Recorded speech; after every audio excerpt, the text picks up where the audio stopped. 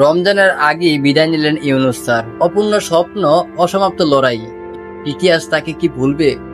ইউনূস স্যারকে নিয়ে আজকে এই ভিডিও শুরু করছি, যাকে নিয়ে বিতর্ক আছে, সমালোচনা আছে, ভালোবাসা আছে, কিন্তু অস্বীকার করার সুযোগ নেই। তিনি ছিলেন এক স্বপ্নবাজ নেতা। 1940 সালে তার জন্ম ছোট্ট একটা পরিবারে, কিন্তু স্বপ্ন ছিল আকাশ ছোঁয়ার।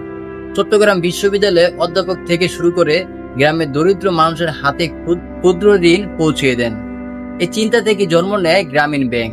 বিশ্ব যখন বলতো গরিব মানুষ ঋণ শোধ করতে পারবে না, তিনি বলেছিলেন বিশ্বাস দিন, তারা বদলে যাবে।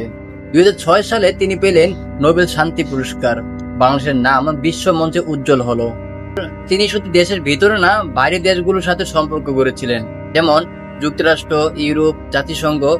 সব জায়গায় তিনি বলেছিলেন বাংলাদেশকে সুযোগ দিন। তিনি বেকারত্ব দূর করার স্বপ্ন দেখতেন, তরুণদের উদ্যোক্তা বানাতে চাইতেন, ক্ষুদ্র উদ্যোগকে বড় করতে চাইতেন।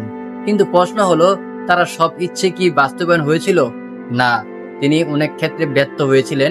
তিনি দায়িত্ব পালন থেকে 1 বছর অনেক প্রতিবাদ হয়েছে, অনেকে তাকে সরানোর চিন্তা করেছে, অনেকে বলেছে তিনি বিদেশ গেছা, অনেকে বলেছে তিনি দেশের জন্য আশীর্বাদ। কিন্তু বাস্তবতা কি জানেন?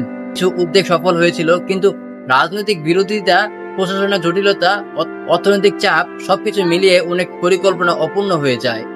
রমজান মাস আত্মশুদ্ধির মাস। এই মাসে আগেই তিনি আমাদের মাছ থেকে বিদায় নিলেন। শুধুমাত্র তার দায়িত্বটা আরেকজনকে বুঝিয়ে দিয়েছেন। এটা আল্লাহর রহমতি। অনেকে বলছেন তিনি আক্ষেপ নিয়ে গেছেন, হয়তো তার মনে ছিল আমি আরো কিছু করতে পারতাম।